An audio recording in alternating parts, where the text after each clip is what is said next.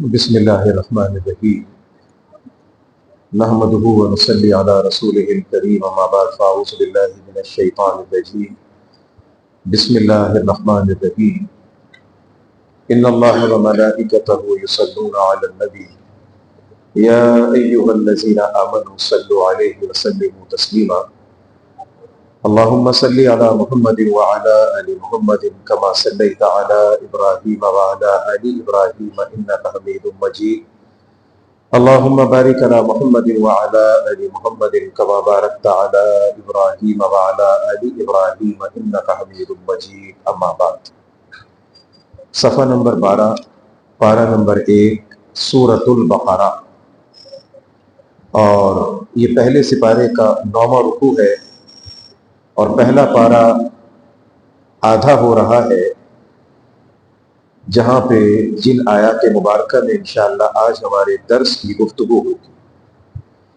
اس پورے کے پورے رکوع میں 9ویں رکوع کے اختتام تک اللہ تبارک و تعالیٰ نے اہل کتاب سے مراد وہ لوگ جو کسی ایسے ضابطے اور قانون کو تسلیم کریں جس کو اللہ نے آسمان سے اتارا ہو۔ عیسائی تسلیم کرتے ہیں کہ اللہ نے ہم پر بائبل اور انجیل اتاری ہے، وہ اس کے مطابق زندگی گزاریں۔ یہودی ان کا یہ دعویٰ ہے کہ تورات ہمارے اوپر، ہمارے نبی پر کتاب اتری، ہم اس کو تسلیم کرتے ہیں، اس کے مسائل پر زندگی گزارتے ہیں، لہٰذا یہودی کہلاتے ہیں اہل کتاب۔ ہندو، سکھ، مجوسی جو آگ کی پوجا کرنے والے ہیں، وہ غیر مسلم تو ہیں مگر وہ اہل کتاب نہیں، اس لیے کہ گیتا، گرنتھ یا کوئی اور کتاب ایسی نہیں جو آسمان سے اتری ہو۔ آسمان سے اترنے والی چھوٹی بڑی کتابوں کی کل تعداد بہت محتاط اندازے کے مطابق 113 ہے۔ ان 113 کتابوں کے اندر سے 4 کتابیں وہ ہیں جن کو اللہ نے شہرت عطا فرمائی: تورات، انجیل، زبور، قرآن۔ اور پھر تورات اور انجیل میں ان چھوٹی کتابیں، چھوٹی سی کتابوں کو صحیفہ کہتے ہیں، جیسا کہ آپ نے 30ویں پارے میں پڑھا ہے، صحف ابراہیم و موسیٰ۔ صحیفے کا معنی، صحف کا معنی چھوٹی سی کتاب، چھوٹا سا رسالہ، کتابچہ، جس میں اللہ تبارک و تعالیٰ نے 2، 3، 4، 5 احکامات نازل فرمائے اور وہ اس وقت کے نبی کو دے دیا۔ ان کی تعداد 113 یا 117 کے برابر تھی۔ وہ سب چھوٹی چیزیں ضم ہو گئیں، مکس ہو گئیں، شامل ہو گئیں ان 4 بڑی کتابوں کے اندر۔ تو جو ان کتابوں کے ماننے والے ہیں وہ کہلاتے ہیں اہل کتاب۔ اور یہ حضور کے زمانے میں بھی موجود تھے۔ اور اہل کتاب ہوں یا کوئی اور بھی ہوں، حسد ایک ایسی بیماری ہے جو بھائی کو بھائی کا دشمن بنا دیتی ہے، باپ کو بیٹے کا دشمن بنا دیتی ہے، بیوی کو شوہر کا دشمن بنا دیتی ہے۔ آپ تاریخ میں ایک نہیں بے شمار مثالیں اٹھا کر دیکھ لیجئے کہ جہاں پہ باپ اپنے بیٹے کو قتل کروا رہے حکومت کے چکر میں، بیٹا باپ کو جیل میں ڈلوا دیتا ہے حکومت کے چکر میں۔ یہ تمام چیزیں ہمارے اور آپ کے سامنے تاریخ میں موجود ہے۔ پھر بھائیوں کا رویہ کس نوعیت کا ہے، اس کا جیتا جاگتا ثبوت اور نمونہ سورہ یوسف کی شکل میں موجود ہے کہ کس طرح سے بھائی اپنے چھوٹے بھائی جناب یوسف کو کنویں کے اندر ڈالتے ہیں، انہیں بیچتے ہیں، اور کس طرح سے اپنی دل کی حسد کو پورا کرنا چاہتے ہیں۔ تو یہ حسد جو تھا یہ یہودیوں میں بھی تھا، عیسائیوں کے اندر بھی تھا۔ یاد رکھیں، اس بات کو سمجھنے سے پہلے اس مقدمے کو سمجھنا ضروری ہے۔ یہ خاندان، قبیلہ، نسب، یہ ایسے جراثیم ہیں کہ ان کی وجہ سے آنکھوں پر بڑے بڑے لوگوں کی پٹی بن جاتی ہے۔ کتنی مرتبہ ہم نے خود دیکھا کہ بعض بڑے بڑے لوگ، بڑے بڑے اچھے خاصے نیک لوگ اس بنیاد پر دھوکہ کھا جاتے ہیں، غوطہ کھا جاتے ہیں اور دائیں سے بائیں ہو جاتے ہیں۔ ایک پتہ ہے کہ ایک انسان غلط ہے، وہ جھوٹا ہے، مگر وہ پھر بھی اس کی حمایت کرتا ہے۔ کیوں جی؟ میرے علاقے کا ہے، میری زبان کا ہے، میری برادری کا ہے، میرے قبیلے کا ہے۔ اس بنیاد پر وہ سچ کو چھپا دیتا ہے اور جھوٹ کو آگے کر دیتا ہے۔ یہی بیماری بدرجہ کمال اس زمانے کے اندر بھی تھی۔ اللہ تبارک و تعالیٰ نے نبیوں کے اندر جو خاص شان دی حضرت ابراہیم کو، وہ کسی اور کو نہ مل سکی۔ ابراہیم علیہ السلام کی نسل میں، ان کے خاندان میں، پروردگار عالم نے بہت محتاط اندازے کے مطابق، بہت محتاط اندازہ، یعنی کہ اس میں ہم زیادہ، اس کے اندر یوں سمجھنے کہ زیادہ نہ جائیں، ایک احتیاط کے ساتھ اگر ہم گنتی شمار کریں تو ابراہیم علیہ السلام کے خاندان میں کم از کم اللہ نے 2500 نبی پیدا فرمائے، 2500 نبی۔ اور اسی لیے یاد رکھیں جناب ابراہیم کا لقب تھا جد الانبیاء، ابو الانبیاء، نبیوں کے باپ، نبیوں کے دادا۔ اور یہ واحد گھرانہ ہم کو ملتا ہے کہ جہاں پہ دادا، پردادا، بیٹا، پوتا نبی نظر آتے ہیں۔ یوسف علیہ السلام نبی، ان کے ابا یعقوب نبی، ان کے ابا اسحاق نبی، اور ان کے پردادا ابراہیم علیہ السلام اللہ کے نبی۔ حضرت ابراہیم علیہ السلام کے خاندان میں اللہ نے کم از کم 2500 نبی پیدا کیے، اور یہ جتنے نبی پیدا ہوئے یہ سب کے سب اسحاق اور یعقوب کی نسل میں پیدا کیے اللہ نے۔ اسحاق اور یعقوب، حضرت ابراہیم علیہ السلام کے جہاں بیٹے اسحاق ہیں، پوتے یعقوب ہیں، وہیں پر جناب ابراہیم کے بیٹے اسماعیل بھی ہیں۔ اور یہ بات بڑی ذہن کو اپنے کشادہ کر کے رکھیے گا کہ بیٹا اسحاق بھی ابراہیم کا ہے، بیٹا اسماعیل بھی ابراہیم علیہ السلام کا ہے۔ ہمارے لیے دونوں قابل عزت ہیں، مگر یاد رکھیں یہودی عیسائی، ان کا ایڑی چوٹی کا زور ہے۔ ابھی یہ 2 ہفتے بعد انشاءاللہ بقرعید آنے والی ہے، تسلیم یہ بھی کرتے ہیں کہ ابراہیم نے قربانی پیش کی، تسلیم یہ بھی کرتے کہ ابراہیم بیٹے کو ذبح کرنے لے کر چلا، مگر ایک جگہ پہ آ کے ڈنڈی مار دیتے ہیں، اور وہ کون سی جگہ ہے؟ وہ جگہ یہ ہے، ان کا یہ کہنا ہے کہ ابراہیم جس بیٹے کو ذبح کرنے لے کر گئے تھے اس بیٹے کا نام اسماعیل نہیں تھا بلکہ اسحاق تھا۔ اسحاق کو ذبح کرنے لے کر گئے تھے۔ وجہ کیا ہے؟ اسماعیل بھی ابراہیم کا بیٹا ہے، اسحاق بھی ابراہیم کا بیٹا ہے۔ اسماعیل کو اگر تسلیم کیا جائے کہ اسماعیل وہ بیٹا تھا کہ جسے جناب ابراہیم ذبح کرنے لے کر چلے تھے، تو بات اصل میں اسماعیل تک نہیں رکتی، بات پہنچتی ہے نبی علیہ السلام کی ذات تک۔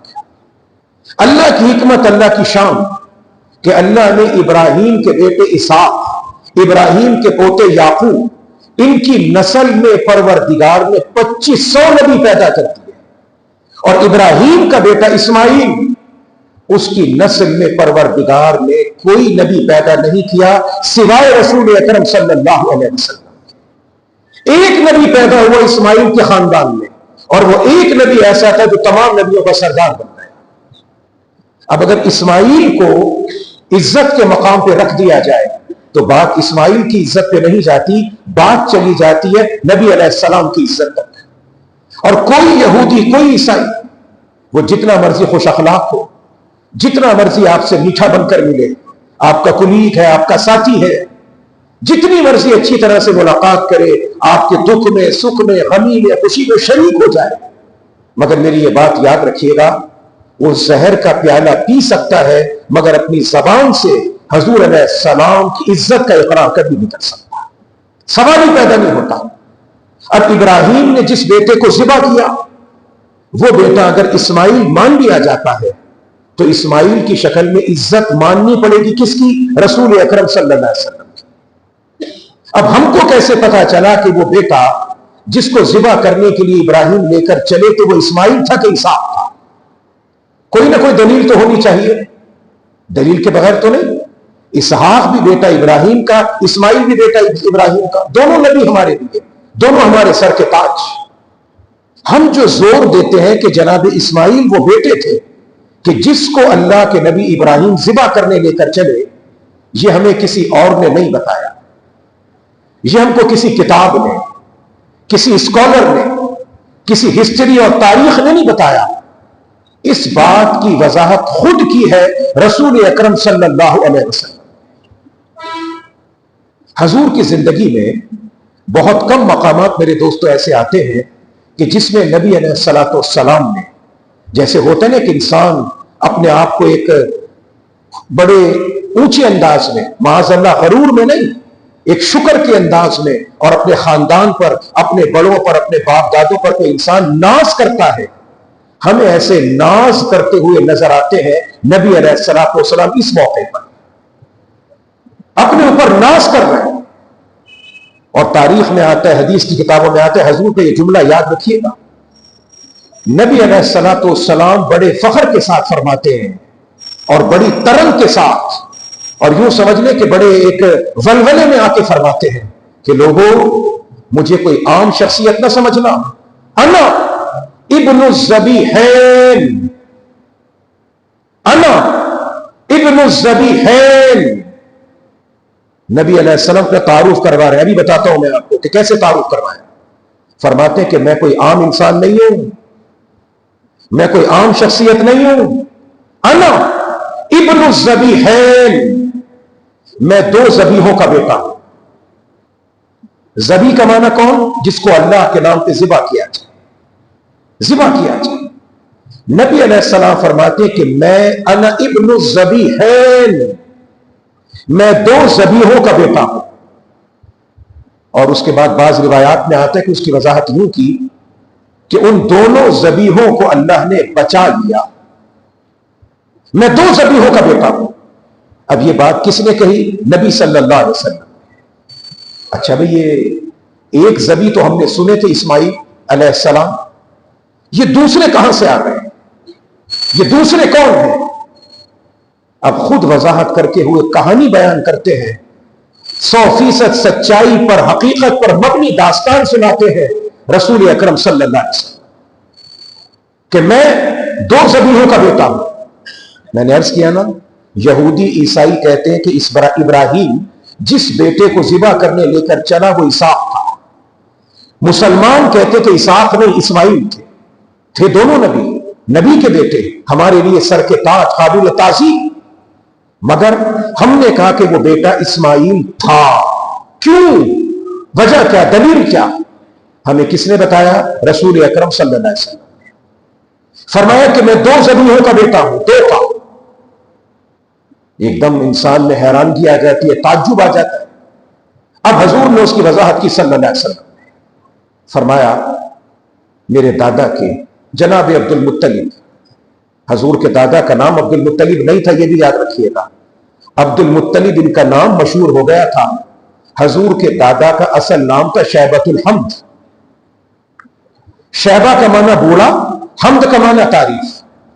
حضور کے دادا اپنے ابا جناب ہاشم کے گھر میں، اور بات سے بات آئی تو عرض کرتا چلوں، حضور کے پردادا کا نام بھی ہاشم نہیں تھا، حضور کے پردادا کا نام تھا عمر، عین میم رے، اور عربی زبان کے اندر عمر لکھے عمر لکھ کے اس کے آخر میں اگر واو ڈالے تو اس کو عمر پڑھا جاتا ہے۔ یہ سازش ہے لکھنؤ کی اور ایران کی، عمر و عیار کی کہانی، یہ خبیثوں کی بکواس۔ حضرت عمر ابن عاص رضی اللہ تعالیٰ عنہ کے نام کو بگاڑنے کے لیے عمر و عیار کا نام بنا دیا۔ یہ عمر و شمر کچھ نہیں، عربی زبان کا اصول ہے، جانتے نہیں کہ الف کے بعد بے آتا ہے کہ جیم، اور بیٹھ جاتے تحقیق کرنے، لفظ عمر لکھے عمر اور عمر کے بعد واو لکھے تو اسے عربی میں عمر پڑھتے، عمر، مطلب دونوں کا ایک جیسا ہے۔ حضور کے پردادا کا نام تھا عمر، ان کا نام ہاشم نہیں تھا، عمر نام تھا۔ حج کا موقع آیا، مکے کے رہنے والے تھے، حاجیوں کی خدمت، بیت اللہ میں آنے والوں کو پانی پلانا، کھانا کھلانا، یہ ان کی ذمہ داری تھی، بڑی عزت کا مقام تھا۔ اسی طرح کی شدید گرمی، حج کا موسم آنے لگا۔ اس زمانے میں حج کے لیے لوگ 3 مہینے پہلے آتے تھے۔ حج کا موسم آیا، قحط پڑ گیا، گرمی شدید، کاروبار صفر، کھانے کے لیے کچھ نہیں مکے میں۔ لوگ سوچنے لگے کہ مکے جائیں گے حج کرنے، کھائیں گے کہاں سے، پیئیں گے کہاں سے؟ ایسا کرتے اس مرتبہ حج کرنے نہیں جاتے۔ یہ بات پتہ چلی حضور کے پردادا، جن کا مشہور نام ہاشم ہے، مگر یاد رکھیں ان کا نام ہاشم نہیں تھا۔ بتاتا ہوں کیوں ہاشم نام پڑا، ان کا نام تو عمر تھا، عمر۔ حضور کے پردادا کو خبر ہوئی کہ اس مرتبہ لوگوں کا ارادہ ڈاواڈول ہو رہا ہے، وہ کہتے حج کرنے نہیں جائیں گے۔ وجہ کیا ہے؟ قحط پڑا ہوا، کھانے کے لیے روٹی نہیں، پینے کے لیے پانی نہیں، وہاں جا کے کیا کریں گے؟ فرمایا لوگوں میں اعلان کر دو پہلے سے زیادہ آنا، پہلے سے زیادہ آنا۔ اور یہ اللہ کی ذات پہ، رب کعبہ کے اوپر بھروسہ کر کے میں کہتا ہوں، اللہ تم کو پہلے سے زیادہ کھانا عطا کرے گا۔ لوگوں تک یہ اعلان پہنچ گیا۔ حضور کے پردادا جناب عمر نے اپنی ساری زمین جائیداد سب بیچ دی۔ یہ حضور کے اندر جو مہمان نوازی اور فیاضی کی، سخاوت تھی، یہ نسل در نسل چلی آ رہی تھی۔ بے شک وہ جیسے کیسے تھے حضور کے دوسرے خاندان والے، مگر نبی علیہ السلام دو باتوں پر بڑا فخر کرتے تھے۔ ایک تو یہ کہ انا ابن الذبیحین، اور دوسرا ایک جملہ فرماتے تھے بڑی ترنگ کے اندر، آبائی طاہرون امہاتی طاہرات، میری اماں آمنہ سے لے کے حوا تک اور میرے ابا عبداللہ سے لے کے آدم تک، میری نسل میں میرے جتنے باپ دادا نانیاں دادیاں ہیں وہ سب کی سب نکاح کی پیداوار ہے، گناہ کی پیداوار، مکمل طاہر اطہر پاکیزہ خاندان سے اللہ نے مجھے پاکیزہ خاندان میں منتقل فرمایا۔ یہ نبی علیہ السلام بڑے فخر کے ساتھ بیان فرماتے تھے۔ اب حضور علیہ السلام کی یہ سخاوت، یہ خاندانیت، معذرت کے ساتھ اب تو گلی میں، چوک پر، چوراہے پر ہر شخص سید بننے کو تیار ہے۔ اللہ کے بندے اپنے منہ سے خود کو سید کہتے ہو، کہیں تو پتا چلے کہ جس نسب کے ساتھ خود کو منسوب کر رہے ہو ان کی کوئی تمہارے میں خصلت بھی پائی جاتی ہے کہ کہیں تو کوئی چیز ہو۔ شکل و صورت تو اللہ کی بنائی بھی ہے، مگر کم از کم درجے میں جس باپ کے بیٹے خود کو کہہ رہے ہو، کہیں تو نظر آئے کہ اس باپ کے بیٹے، کہیں تو نظر آئے کہ آل رسول سے تعلق ہے تمہارا۔ نہ صورت میں سونے، نہ ہاتھ میں سخی، نہ زبان کے سچے، شاہ صاحب بن کے بیٹھے۔ نہ ٹھیک ہے وہ، یہ تو ہمارے یہاں کی بدقسمتی ہے، کیا کر سکتے ہیں۔ ہر کالا پیلا میلا جامنی کاسری جس کو دیکھو اللہ تیری شان ہے، مگر مسئلے کی بات آ گئی تو عرض کر دوں کہ کوئی شخص اگر سید نہیں ہے، علماء کا متفقہ فتویٰ ہے، کوئی شخص اگر سید نہیں ہے اور وہ لوگوں کے اندر اپنی عزت اور وقار بڑھانے کے لیے کہتے ہیں جی میں سید ہوں، میرا تعلق امام حسین کے اور امام حسن کی نسل سے ہے، میں فاطمہ الزہرا کے خاندان سے ہوں، کوئی شخص محض لوگوں کے اندر اپنی عزت بڑھانے کے لیے اپنے آپ کو سید کہتا ہے، وہ گناہ کبیرہ کا مرتکب ہوتا ہے۔ گناہ کبیرہ کا مرتکب ہے، وہ چھوٹا سا گناہ نہیں کر رہا، بہت بڑا گناہ کا فریضہ انجام دے رہا۔ حضور کے پردادا سب کچھ بیچ دیا، آ جاؤ بھائی، اب لوگ حج کرنے کے لیے آئے، سب کے پریشان کہ ہوگا کیا، بنے گا کیا، قحط تو پڑ چکا، کیسے کھائیں گے، مگر قربان جائے نبی علیہ السلام کے اہل خانہ کے، یہ حضور کے پردادا تھے، ہاشم، ہشمہ، حشیم، ہاشم کا معنی، حشیم کا معنی، حشمہ کا معنی توڑنا، ہاشم کا معنی ہوتا ہے وہ میزبان جو مہمان کا اتنا خیال کرتا ہے کہ اپنے مہمان کو نوالا بھی نہیں توڑنے دیتا، نوالا توڑ کے اس کے منہ میں رکھتا ہے، اسے ہاشم کہتے ہیں۔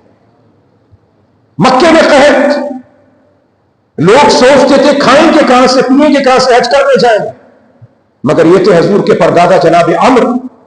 جب حاجی لوگ آ گئے، کھانے کے لیے بیٹھ گئے، حضور علیہ السلام کے پردادا اپنے ہاتھوں سے نوالے توڑ کے اونٹ کے شوربے کے اندر ان نوالوں کو توڑتے تھے، اور عرب کا مشہور کھانا اس کو سورید کہتے ہیں کہ سالن کے اندر روٹی کے ٹکڑے بھگو کے کھلائے جاتے ہیں، اپنے ہاتھوں سے اٹھا کر حاجیوں کو کھلاتے تھے۔ اس دن سے حضور کے پردادا کا نام پڑ گیا ہاشم، یہ اتنا مہمان نواز ہے جو مہمان کو نوالے توڑ کے کھلاتا ہے۔ حضور کے دادا شیبۃ الحمد، یہ عجیب بچہ پیدا ہوا، جناب ہاشم پریشان، ہاشم کی بیوی پریشان، حضور کے پردادا پردادی سب پریشان، یار یہ بچہ بیمار تو نہیں ہے، اس پر کوئی جادو کا اثر تو نہیں ہے، اس لیے کہ تاریخ کا پہلا بچہ تھا حضور کے دادا جن کے سر میں سفید بال تھے، ادھر بھی کالے، بیچوں بیچ سفید بالوں کی لکیر، کوئی کچھ کہتا ہے، کوئی کچھ کہتا ہے، سب پریشان کہ یار یہ بچے کو کوئی مسئلہ تو نہیں، اور بال بھی ایسے سفید جیسے 100 سال کی بڈھے بابے کے بال سفید ہوتے، چٹے سفید بال۔ پریشانی بڑھ گئی، ادھر لے کر گئے، بالآخر ایک عورت تھی بڑی تجربے کار، اس کے پاس لے کر گئے، اس نے دیکھا حضور کے دادا کو، دیکھا الٹ کے بچے کو، دیکھا پکڑا کہنے لگی اس کو گھبراؤ مت، پریشان مت ہو، کوئی ضرورت نہیں پریشانی کی۔ اس بچے کے سر میں جو سفید بال ہے نا، یہ اس بات کی علامت ہے کہ اللہ اس بچے کی نسل میں ایک ایسا بچہ پیدا کرے گا کہ بڑے بڑے بزرگ عمر کے لوگ اس بچے کی عظمت کے آگے سر جھکاتے ہیں۔ یہ تھے حضور کے دادا، اور اللہ نے حضور کے دادا کو جناب عبد المطلب شیبۃ الحمد کو 11 بیٹے تھے، ایک سے بڑے ایک، عباس، حمزہ، عباس حضور کے چاچا، صحابہ کہتے ہیں حضور کے چچا جب حرم کعبہ کے اندر کھڑے ہوتے تو سفید کپڑے پہن کر ایسا لگتا تھا سنگ مرمر کا ستون کھڑا، 6.5 پونے 7 فٹ کا قد تھا۔ جب کبھی اعلان کرنا ہوتا تھا حضور کہتے تھے چاچا عباس اعلان کرو، حضرت عباس کھڑے ہوتے تھے ٹیلے کے اوپر، اور ایک ایک میل تک ادھر ادھر چاروں طرف جناب عباس کی آواز جایا کرتی تھی۔ یہ حضور کے چاچا حمزہ، حمزہ حضور کے چچا بھی تھے، دودھ شریک بھائی بھی تھے، دونوں نے ایک عورت کا دودھ پیا تھا، بھائی بھی تھے اور چچا بھتیجے بھی تھے۔ ان کا تو کہنا ہی کیا، ان کو تو دیکھ کر حضور علیہ السلام اپنا حضور کے چہرے پہ مسکراہٹ آتی تھی، آنکھوں میں چمک آتی تھی، اور بڑے ترم سے حضور اپنے چاچا کو دیکھتے تھے۔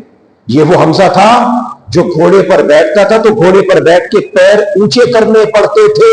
یہ ایسا کڑیل جوان تھا کہ بڑے سے بڑے گھوڑے پر بھی جب بیٹھا کرتا تھا پاؤں زمین پہ لگا کرتے تھے۔ ریگستان میں ہرن کے ساتھ دوڑ لگاتے تھے حضور کا چاچا حمزہ، ہرن کے ساتھ، اور دوڑ لگاتے تھے، کئی مرتبہ ایسا ہوتا تھا ہرن ہار جاتا تھا، حمزہ جیت جاتا تھا۔ بڑے بڑے جنگلی درندے جناب حمزہ کسی تیر اور تلوار کے بغیر انہیں پکڑتے تھے اور منہ چیر کے 2 حصوں میں تقسیم کر دیا کرتے تھے۔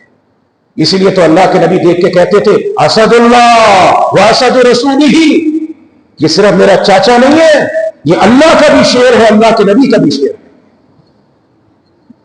بے دردی سے شہید ہو گئے، قتل کر دیے گئے، جسم کے 52 ٹکڑے ہو گئے۔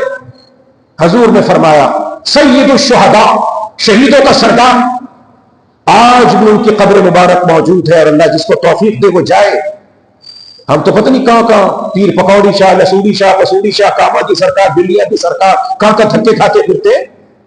کسی منت مراد کے لیے نہیں کہہ رہا اللہ کریم لے جائے، کسی جاننے والے سے پتا کیجئے کہ کون ہے جو اللہ کے شیر کی قبر ہے، خدا کی قسم کھا کے کہہ رہا ہوں، اس قبر کو دیکھیں گے آپ، اس کچی قبر کے ایسا رعب، ایسی ہیبت، ایسا دبدبہ